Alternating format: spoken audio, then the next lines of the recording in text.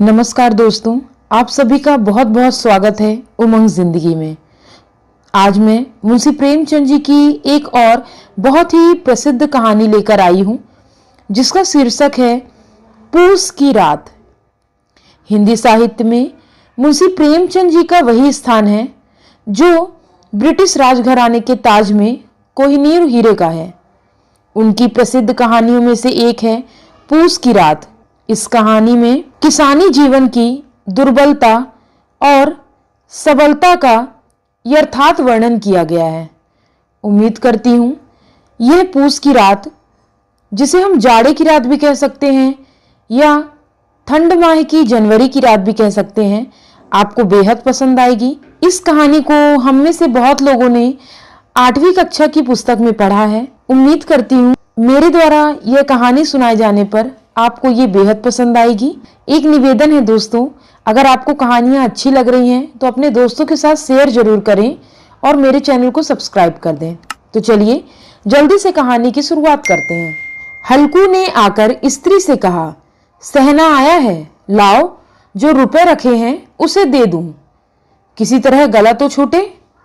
मुन्नी झाड़ू लगा रही थी, पीछे फिरकर बोली, 3 ही तो रुपए हैं, दे दोगे तो कंबल कहां से आवेगा? माघ पूस की रात हार में कैसे कटेगी? उससे कह दो फसल पर दे देंगे, अभी नहीं। हल्कू एक क्षण अनिश्चित दशा में खड़ा रहा। पूस सिर पर आ गया। कंबल के बिना हार में रात को वह किसी तरह नहीं जा सकता, मगर सहना मानेगा नहीं, घुड़कियां जमावेगा, गालियां देगा। बला से जाड़ों में मरेंगे, बला तो सिर से टल जाएगी।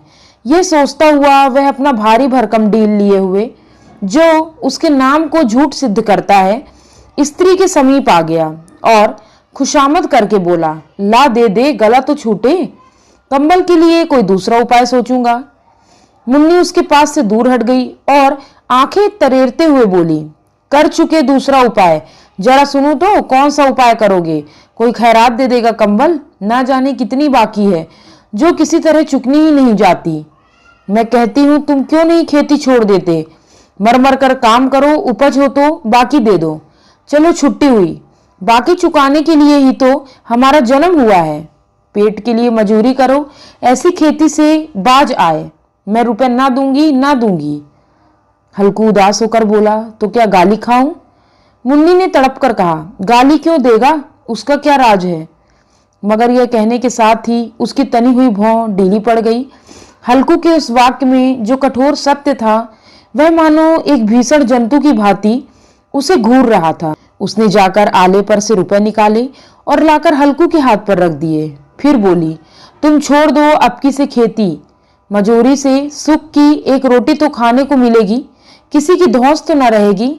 अच्छी खेती है, मजूरी करके लाओ, वह भी उसी में झोंक दो, उस पर धौंस। हल्कू ने रुपए लिए और इस तरह बाहर चला मानो अपना हृदय निकाल कर देने जा रहा है। उसने मजूरी से एक एक पैसा काट कपट कर 3 रुपए कंबल के लिए जमा किए थे। वह आज निकला जा रहा था।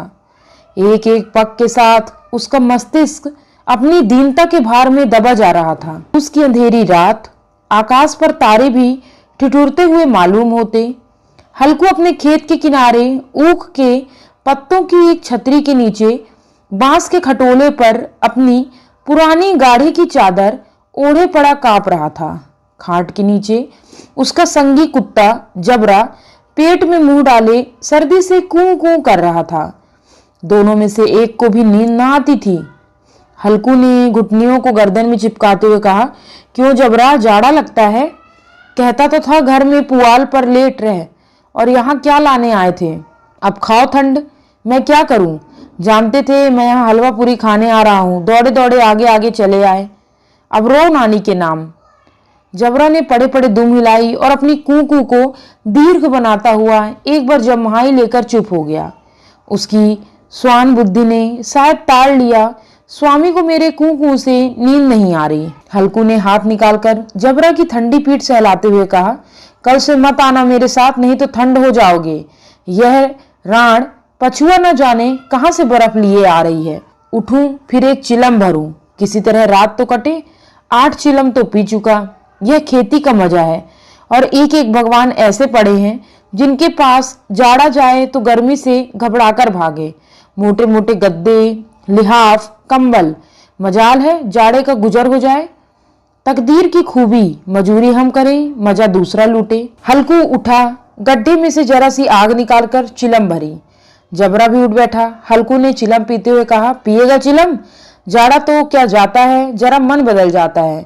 जबरा ने उसके मुंह की ओर प्रेम से छलकती हुई आंखों से देखा। हल्कू, आज और जाड़ा खा ले, कल से मैं यहाँ पुआल बिछा दूंगा, उसी में घुसकर बैठना, तब जाड़ा न लगेगा। जबरा ने अपने पंजे उसकी घुटनियों पर रख दिए और उसके मुंह के पास अपना मुंह ले गया। हल्कू को उसकी गर्म सांस लगी। चिलम पीकर हल्कू फिर लेटा और निश्चय करके लेटा कि चाहे कुछ हो, अब की सो जाऊंगा। पर एक ही क्षण में उसके हृदय में कंपन होने लगा। कभी इस करवट लेटता, कभी उस करवट, पर जाड़ा किसी पिशाच की भांति उसकी छाती को दबाए हुए था। जब किसी तरह न रहा गया तो उसने जबरा को धीरे से उठाया और उसके सिर को थपथपाकर उसे अपनी गोद में सुला लिया। कुत्ते की देह से जाने कैसी दुर्गंध आ रही थी, पर वह उसे अपने गोद में चिपटाए हुए ऐसे सुख का अनुभव कर रहा था जो इधर महीनों से उसे न मिला था।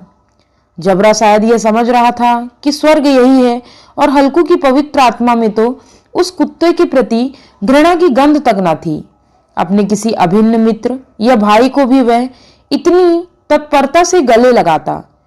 वह अपनी दीनता से आहत न था जिसने आज उसे इस दशा को पहुंचा दिया। नहीं, इस अनोखी मैत्री ने जैसे उसकी आत्मा के सब द्वार खोल दिए थे और उनका एक एक अणु प्रकाश में चमक रहा था। सहसा जबरा ने किसी जानवर की आहट पाई। इस विशेष आत्मीयता ने उसमें एक नई स्फूर्ति पैदा कर दी जो हवा के ठंडे झोंकों को तुच्छ समझती थी। वह झपटकर उठा और छपरी से बाहर आकर भौंकने लगा। हल्कू ने उसे कई बार चूम चूम कर बुलाया, पर वह उसके पास ना आया। हार में चारों तरफ दौड़ दौड़ कर भूखता रहा। एक क्षण के लिए आ भी जाता तो तुरंत फिर दौड़ता। कर्तव्य उसके हृदय में अरमान की भांति ही उछल रहा था। 1 घंटा और गुजर गया। रात ने शीत को हवा से धधकाना शुरू किया। हल्कू उठ बैठा और दोनों घुटनों को छाती से मिलाकर सिर को उसमें छिपा लिया। फिर भी ठंड कम न हुई। ऐसा जान पड़ता था सारा रक्त जम गया। धमनिया में रक्त की जगह हिम बह रहा है। उसने झुककर आकाश की ओर देखा। अभी कितनी रात बाकी है। सप्तऋषि अभी आकाश में आधे भी नहीं चढ़े। ऊपर आ जाएंगे तब कहीं सवेरा होगा। अभी पहर से ऊपर रात है। हल्कू के खेत से कोई एक गोली के टंपे पर आमों का एक बाग था। पतझड़ शुरू हो गई थी। बाग में पत्तियों के ढेर लगा हुआ था। हल्कू ने सोचा चलकर पत्तियां बटेरूं और उन्हें जलाकर खूब तापूं। रात को कोई मुझे पत्तियां बटोरते देखे तो समझे कोई भूत है। कौन जाने कोई जानवर ही छिपा बैठा हो, मगर अब तो बैठे नहीं रहा जाता। उसने पास के अरहर के खेत में जाकर कई पौधे उखाड़ लिए और उनका एक झाड़ू बनाकर हाथ में सुलगता हुआ उपला लिए बगीचे की तरफ चला। जबरा ने उसे आते देखा तो पास आया और दुम हिलाने लगा। हल्कू ने कहा, अब तो नहीं रहा जाता जबरू, चलो बगीचे में पत्तियां बटोर कर तापें। ठाटे हो जाएंगे तो फिर आकर सोएंगे, अभी तो बहुत रात है। जबरा ने कूकू करके सहमति प्रकट की और आगे आगे बगीचे की ओर चला। बगीचे में खूब अंधेरा छाया था और अंधकार में निर्दय पवन पत्तियों को कुचलता हुआ चला जाता था। वृक्षों से ओस की बूंदें टप टप नीचे टपक रही थी। एकाएक झोंका मेहंदी के फूलों की खुशबू लिए आया।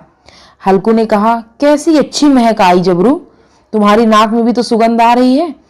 जबरू को कहीं जमीन पर एक हड्डी पड़ी मिल गई। उसे चिचोड़ रहा था। हल्कू ने आंख जमीन पर रख दी और पत्तियां बटोरने लगा। जरा देर में पत्तियों का ढेर लग गया। हाथ ठिठुर जाते थे, नंगे पांव गले जाते थे और वह पत्तियों का पहाड़ खड़ा कर रहा था। इसी अलाव में वह ठंड को जलाकर भस्म कर देगा। थोड़ी देर में अलाव जल उठा। उसकी लौ ऊपर वाले वृक्ष की पत्तियों को छू छू कर भागने लगी। उस अस्थिर प्रकाश में बगीचे के विशाल वृक्ष ऐसे मालूम होते थे मानो उस अथाह अंधकार को अपने सिरों पर संभाले हुए हों। अंधकार के उस अनंत सागर में यह प्रकाश एक नौका के समान हिलता मचलता हुआ जान पड़ता था। हल्कू अलाव के सामने बैठा आग ताप रहा था। एक क्षण में उसने दोहर उतारकर बगल में दबा ली, दोनों पांव फैला लिए, मानो ठंड को ललकार रहा हो। तेरे जी में आए सो कर। ठंड की असीम शक्ति पर विजय पाकर वह विजय गर्व को हृदय में छिपा न सकता था। उसने जबरा से कहा, क्यों जब्बर, अब ठंड नहीं लग रही है? जब्बर ने कू कू करके कहा, अब क्या ठंड लगती ही रहेगी? पहले से यह उपाय न सूझा, इतनी ठंड क्यों खाते? जब्बर ने पूंछ हिलाई। अच्छा आओ इस अलाव को कूद कर पार करें, देखे कौन निकल जाता है। अगर जल गया बच्चा तो मैं दवा ना करूंगा। जब्बर ने उस अग्नि राशि की ओर कातर नेत्रों से देखा। मुन्नी से कल ना कह देना, नहीं तो लड़ाई करेगी। ये कहता हुआ वह उछला और उस अलाव के ऊपर से साफ निकल गया। पैरों में जरा लपट लगी, पर वह कोई बात न थी। जबरा आग के गिर्द घूमकर उसके पास आ खड़ा हुआ। हल्कू ने कहा, चलो चलो, इसकी सही नहीं, ऊपर से कूद कर आओ। वह फिर कूदा और अलाव के इस पार आ गया। पत्तियां जल चुकी थी, बगीचे में फिर अंधेरा छा गया।